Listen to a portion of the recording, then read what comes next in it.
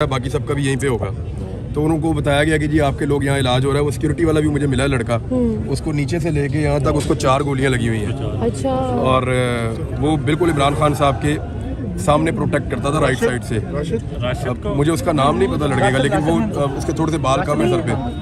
अब वो परसों जब मैं कंटेनर पे गया था तो वही लड़के ने मुझे जगह बना कर दी थी, मुझे याद है। तो वो मुझे अंदर मिला, बल्कि व्हील चेयर पे उसको लेकर जा रहे थे तो उसने मुझे आवाज़ दी।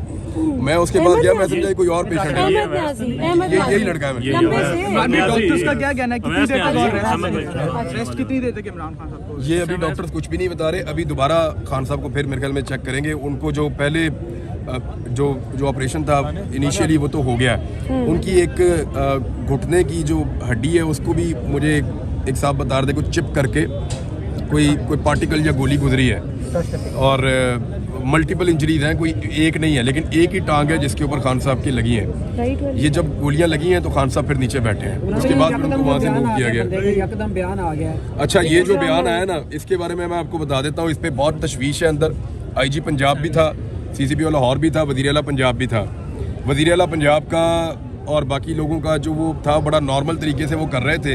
उसके बाद जो PTI के लोग वहाँ मौजूद थे, बतौर सहाफ़ी मैंने भी कहा कि ये कैसे हो सकता है कि इतने हाई प्रोफाइल केस के अंदर आप एकदम जो है वो एक बंदे का बयान आप वायरल कर दें। पुलिस की तो ट्रेनिंग ये है कि इसकी कमीज उतार के इसके मुंह पे डाल दो। तो ये बाकायदा जो शुबा है वो ये है कि इसका इंटरव्यू करवाया गया, करवा कर इसका इंटरव्यू किसी को भिजवाया गया। उसके बाद अप्रूवल ली गई। अप्रूवल लेने के बाद इस इंटरव्यू को जारी किया गया। It's a big game. बाकायदा तोते की तरह रटाया हुआ इंटरव्यू था उस बंदे का, और ऐसा कभी नहीं होता। ऐसा कभी नहीं होता। मुझे आप बताएं कि कब ऐसे हाई प्रोफाइल हमले के बाद मुलजिम को पकड़ के उसका इंटरव्यू लिया गया? हॉस्पिटल नहीं पहुंचे उसका इंटरव्यू। ऐसा कभी नहीं होता। इमरान खान साहब के हॉस्पिटल पहुंचने से पहले उसका इंटरव्यू इन्होंने वायरल किया है। ये डेलिबरेटली किया है। और ये पूरी की पूरी अंदर जो तरीके इंसाफ की क़यादत थी, या अंदर जो उनकी फैमिली के लोग हैं, या इवन अंदर जो पंजाब गवर्नमेंट के ऑफिशियल्स हैं और पुलिस है, वो सारे इस बात पे हैरान थे। IG पंजाब इसको गोल करना चाह रहे थे कि जी अभी तो देखें ना, जिन्होंने पकड़ा है उन्हीं को कैसे मुअत्तल किया जा सकता है। मैंने फिर IG पंजाब से वहाँ पे बाकी लोगों ने भी ये गुजारिश की कि जनाब जो पकड़ा वो ड्यूटी थी, और ये जो काम किया ये क्राइम है। ये जो काम है ये तो क्राइम है ना। कैसे हो सकता है कि इतने हाई प्रोफाइल केस के अंदर आप एक बंदे को गिरफ्तार करें, और गिरफ्तार करने के बाद फौरी तौर पे आप उसका एक इंटरव्यू करें, और उस इंटरव्यू में आप साबित करें कि ये मामला सिर्फ इमरान खान और इस बंदे के दरमियान है, बीच में तीसरा कोई इन्वॉल्व नहीं है। आप साबित करने की कोशिश कर रहे हैं कोई हैंडलर नहीं है, आप साबित करने की कोशिश कर रहे हैं कोई सहूलतकार नहीं है। तो आपको 3 नाम मिल गए सबको जो इमरान खान साहब के साथियों ने आकर दिए स्टेटमेंट में। क्या क्या नाम दिए हैं अंदर जो डिस्कस हुआ? हाँ जी, कौन कौन है? मेजर फैसल, हाँ, मेजर जनरल फैसल उनका नाम दिया है, और शहबाज शरीफ का नाम दिया, और राणा सनाउल्लाह का। राणा सनाउल्लाह ने अभी स्टेटमेंट दिया था कुचलने का इमरान खान को, और ये चंद दिन पहले उन्होंने ये धमकी दी है जान से मारने की। उसके अलावा शहबाज शरीफ का भी उन्होंने नाम दिया है, और ये तीनों नाम अब आपके सामने हैं। किसमें? देखें, ये फौरी तौर पे होना ये चाहिए कि इस बंदे को लाहौर शिफ्ट किया जाए, बिल्कुल, और इसकी इंक्वायरी यहाँ IG ऑफिस की ज़ेरे निगरानी हो, और तमाम फैसिलिटीज प्रोवाइड की जाएं। जियो फोरेंसिक पूरी तरह होना चाहिए। देखिए, पुलिस के पास वो वसाइल नहीं है जो पाकिस्तान की इंटेलिजेंस एजेंसीज के पास हैं। अगर शफाफ तहकीकात हो तो पता चलेगा कि इसका हैंडलर कौन है। और देखें, ये 9mm का पिस्टल था, ये 9mm का पिस्टल था, और ये जो पिस्तौल था, याद रखिएगा, आम आदमी इसको हैंडल नहीं कर सकता। मैं वेपन्स को जानता हूँ। ये 9mm का पिस्टल था, इसमें 18 गोलियां मैक्सिमम डलती हैं। अगर आप इसके ऊपर छोटा मैगजीन लगाएं तो नॉर्मल मैगजीन 18 गोलियां इसके अंदर डलती हैं। दूसरा, ये ऑटोमेटिक था। ये पाकिस्तानी पिस्टल ऐसे ऑटोमेटिक नहीं होते। ये ऑटोमेटिक पिस्टल, इसकी हैंडलिंग भी आम आदमी नहीं कर सकता। ऑटोमेटिक पिस्टल तब रखा जाता है जब आपने किसी को जान से मारने का फैसला कर लिया हो कि मैं गोली चलाऊंगा तो सारी गोलियां एक साथ मैं स्प्रे करूंगा और फेंकूंगा। इसकी एक साथ सारी, और इस आदमी की जेब से कोई नशा आवर पुड़ी भी निकली है। तो एक नशई जो है उसको इस्तेमाल किया गया, और उस नशई के बाद इतना महंगा पिस्तौल वो क्या कर रहा था। दूसरा, ये जो अजान वाला एलिमेंट डाला गया ना बीच में, ये झूठ है। कहा जा रहा है कि 2 मैं परसों कंटेनर पे था, मैं आपको क्लियर कर देता हूँ। ये बिल्कुल, मैं परसों कंटेनर पे था, वहाँ पे अजान होती है, बिल्कुल कंटेनर के रेड लाइन तो क्रॉस हो मैं नहीं, बिल्कुल वो अजान वाली बात कंप्लीट कर ले। मैं भी परसों थी, बिल्कुल सही मैं बात परसों है। कंटेनर पे था, बिल्कुल कंटेनर के ऊपर बाकायदा अजान होती है। वो अजान मुझे ऐसा लगा जैसे फैसल जावेद खान की आवाज में है, या फैसल की आवाज में है या किसी और की, लेकिन वो कंटेनर के स्पीकर से अजान चलती है। बिल्कुल अजान दी जाती है कंटेनर के स्पीकर से। उसके बाद वहाँ पे जो लोग मौजूद होते हैं कंटेनर पे, वहाँ कुर्सी मौजूद है और एक सोफा मौजूद है, वो लोग उसके ऊपर बैठ के नमाज पढ़ते हैं। बिल्कुल बिल्कुल मैंने खुद वहाँ पे लोगों को नमाज पढ़ते हुए अजान के बाद देखा है। एजाज चौधरी साहब वहाँ नमाज पढ़ रहे थे, अजान के बाद बिल्कुल खामोशी कर दी गई थी थोड़ी देर के लिए। फिर वहाँ पे इमरान खान साहब ने नमाज पढ़ी है, बाकी लोग वहाँ पे मौजूद थे, उन्होंने भी नमाज पढ़ी है। तो उसके बाद दोबारा इमरान खान साहब ने कहा कि अब नात से शुरू करो।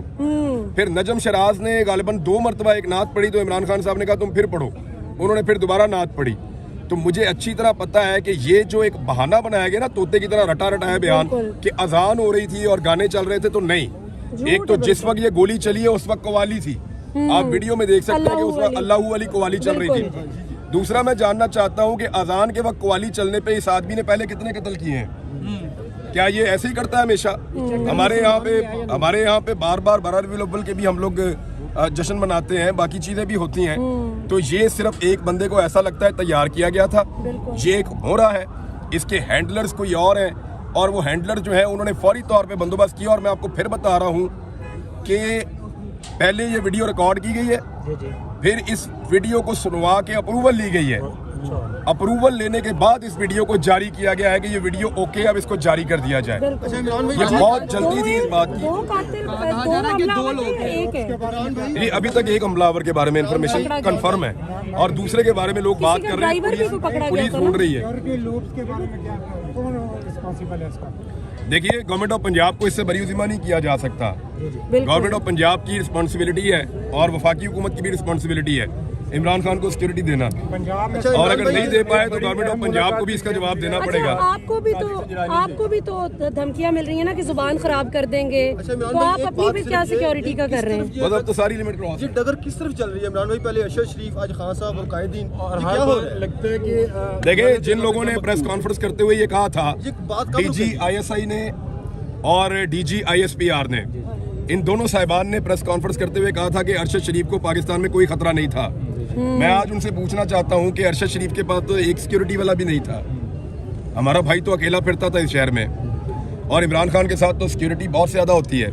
अगर खान साहब के ऊपर अटैक हुआ है इस तरह से, तो फिर आप कैसे कह सकते हैं कि अरशद शरीफ इस मुल्क में सिक्योर था? 2 लोग अफगानिस्तान से पाकिस्तान में फैसिलिटेट किए गए थे, वो दोनों लोग अरशद भाई को कत्ल करना चाहते थे। हमें और बहुत सारे दूसरे लोगों को इस बात का पता था। अरशद भाई को बाकायदा उनकी तस्वीरें दिखाई गई थी और अरशद भाई का वो लोग पीछा कर रहे थे। ना सिर्फ वो पीछा कर रहे थे उनके ऑफिस तक, उनके घर तक, बल्कि उनको हरासा किया जा रहा था और उनको ये बताया गया था कि किसी भी वक्त आपको टारगेट कर दिया जाएगा। काफ़ी दिनों से अरशद भाई अपनी फैमिली, अपने बच्चों को भी बाहर नहीं लेकर जा रहे थे अपनी गाड़ी में साथ, कि मेरे पे जब हमला हो तो मैं अकेला मारा जाऊँ, मेरे साथ मेरे बच्चे नहीं होने चाहिए। लेकिन जब उनका चैनल बंद कर दिया, उसके बाद फिर उनके पास लड़ने के लिए हथियार ही कोई नहीं था, वजह ही कोई नहीं थी। तो देन उनको लोगों ने कहा कि अब आपको निकल जाना चाहिए, तो उन्होंने यही बेहतर समझा कि वो चले जाएं। उस रात अकेला अरशद शरीफ नहीं भागा था, मैं आपको कंफर्म कर देता हूँ, उस रात 3 लोग भागे थे इस्लामाबाद से। 3 लोग जो इकट्ठे बैठे थे, उन्होंने मिलकर फैसला किया था कि आज हम इस्लामाबाद छोड़ देंगे जब तक हालात बेहतर नहीं होते। एक छोड़कर गए थे उस रात को काशिफ अब्बासी साहब, वो लाहौर आ गए थे। एक इस्लामाबाद को उस दिन छोड़ा था खाबर घुम्मन ने, वो अपने गांव चले गए थे, और एक अरशद शरीफ साहब ने, वो पाकिस्तान से बाहर चले गए थे।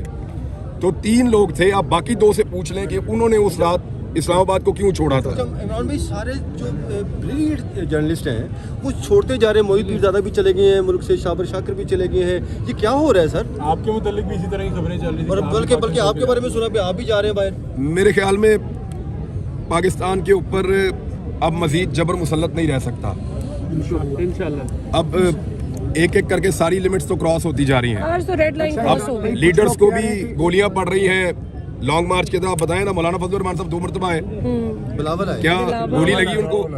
बिलावल इतने लंबे रास्ते से आए, क्या उनको किसी ने हमला किया? मरियम थी। एक ड्रोन जो है वो सिर्फ उनकी बहन को लगा, और उसके बाद जो पाकिस्तान में शोर मचा था वो आपके सामने है।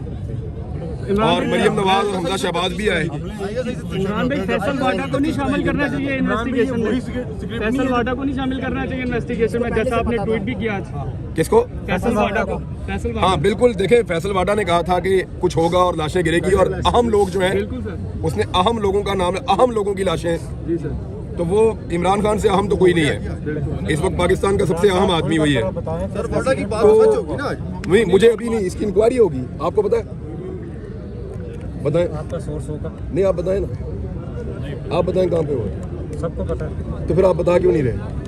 हम आपसे सुनना चाहते हैं। नहीं, आप बताएं, आप बता क्यों नहीं रहे? हम आपसे सुनना चाहते हैं। हम आपसे सुनना चाहते हैं, आप बताएं। देखें नहीं, हम आपसे सुनना चाहते हैं। देखो, आपको पता है तो आप बताएं। आप बताएं ना किसने मारा? आप नाम लें, आए सब पूछते हैं इनसे, नाम लें, बताएं बताएं किसने मारा? किसने मारा, नाम लें।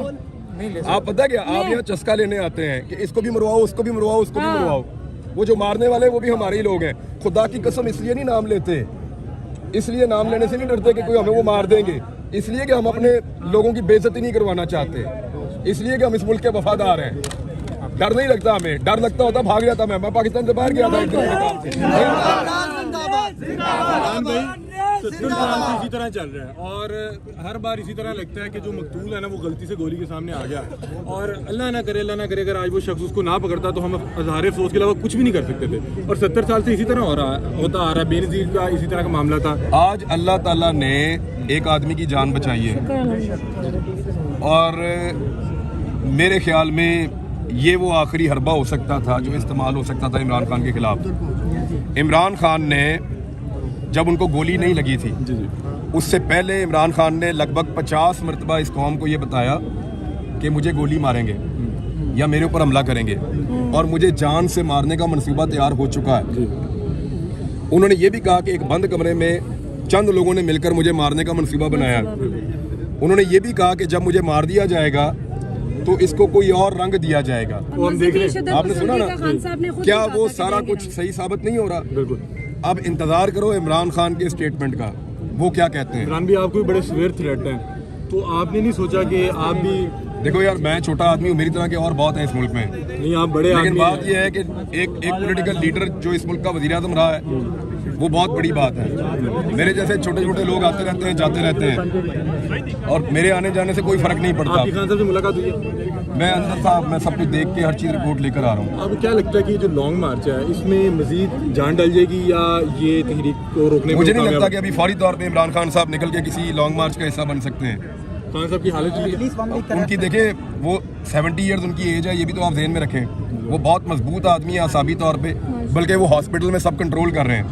वो ये पूछ रहे हैं कि यार रश ना लगाओ, ये ना करो, वो ना करो, वो किधर है, उसको लगी और किसको लगी मुझे बताओ, इनको बुलाओ इधर। वो ये कर रहे हैं कि अपने जो बाकी जख्मी हैं उनको भी यहाँ बुलवा रहे थे कि उनको भी लेकर आओ इधर, इसी तरह उनका इलाज करो, और लोगों की खैरियत भी पूछ रहे थे। और उसके अलावा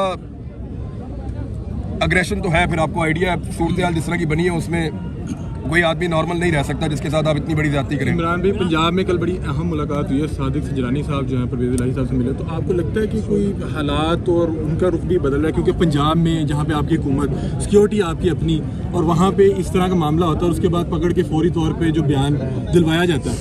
सादिक सजरानी साहब को अपनी मुसीबत पड़ी हुई है ना, उनके ऊपर तहरीक-ए-दम एतमाद की तलवार है, तो वो उनके अपने अलग मामला हैं। इमरान भाई, लगता है कि इस तरह के हथकंडों से जो है वो लॉन्ग मार्च को रोक दिया जाएगा, या फिर जो रुकावटें बार बार डालने की कोशिश कर रहे हैं इससे लोगों के हौसले जो है वो थोड़े से पस्त होंगे?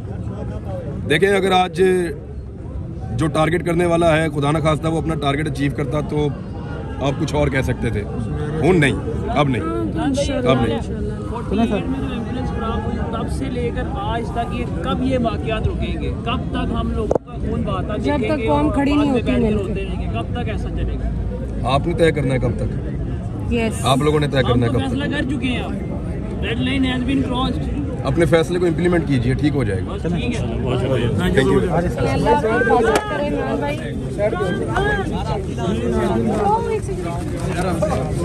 नहीं बच्चा सरकार नहीं देना किसी। नहीं मैं इधर ही। आप इधर हो।